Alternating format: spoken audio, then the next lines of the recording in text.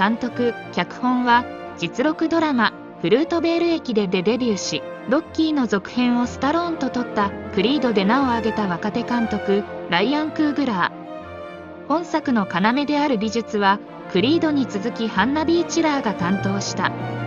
アフリカ・ワカンダの若き国王キチャラの王位継承物語で、世界一のハイテク先進国ワカンダを支える資源ビブラニウムの独占と分配をめぐる争いを描く。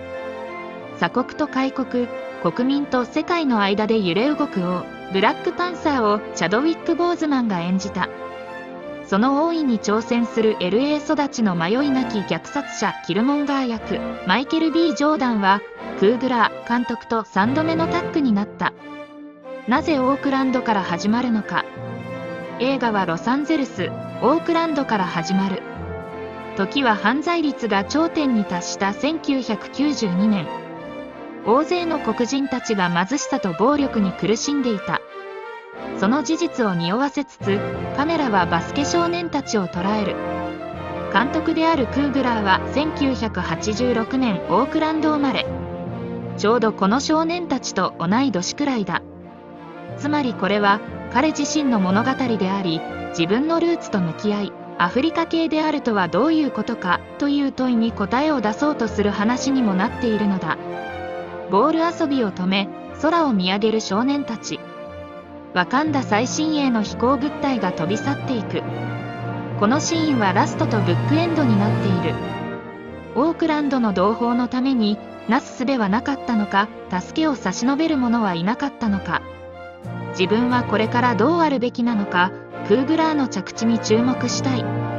デビュー作「フルートベール駅伝」はオークランドで実際に起きた警官による黒人青年の射殺事件を扱っている。2作目「クリード・チャンプを継ぐ男」は偉大なるボクサーアポロ・クリードを父に持つ青年がその名を継ぎながら自己を確立していく戦いを描いていた。3作目の「ブラックパンサー」はメジャー作品であるにもかかわらず、彼の過去作と地続きになっているところが面白い。ところでブラックパンサー、黒ヒョウとはそもそも何なのか。ブラックパンサーの由来。ヒョウは罪に追い詰められて初めて反撃に出るのだ。ヒューイ・ニュートン。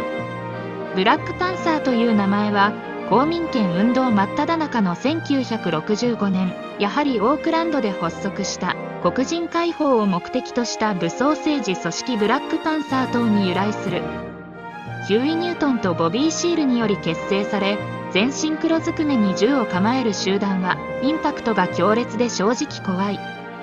だが武装はあくまで自衛のためであり、ニュートンの言葉にあるように差別的抑圧を散々受けて追い詰められた結果の選択であった。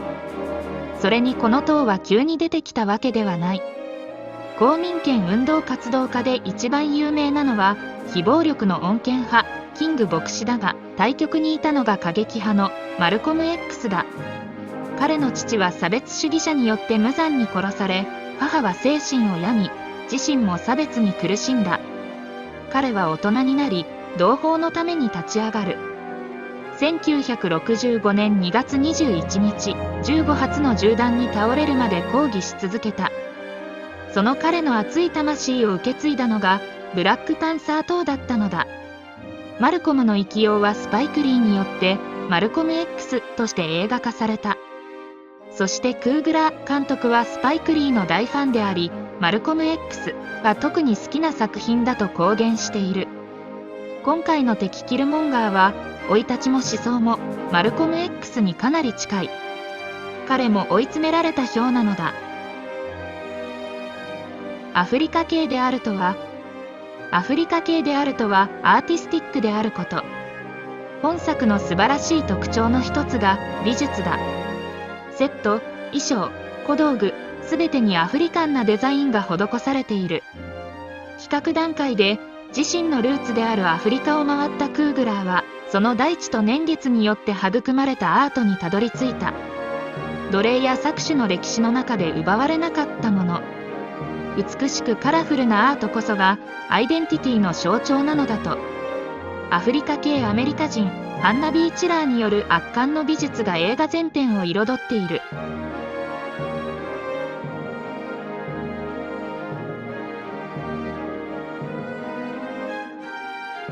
マーベルの007。ブラックパンサーはマーベルの007だ。ケビン・ファイギ。ワカンダは超ハイテク国家だ。その技術を駆使して戦う様はまるで MI6 のスパイ。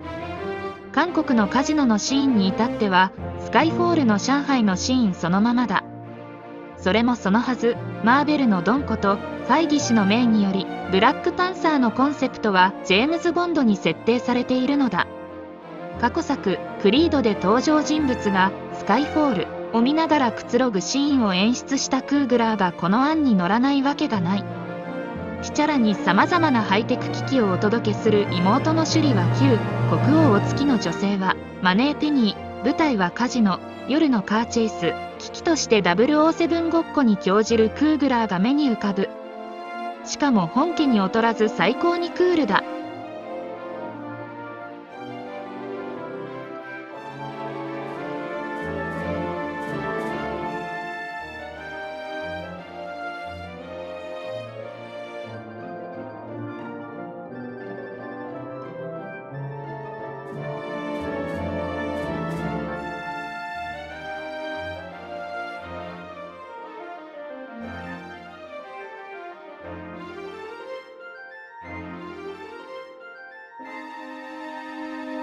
洗練されたデザイン、政治的テーマ、キレのあるアクション、豪華で魅惑的な美しさに完全にワカンダナイズされる傑作、ブラックパンサーでした。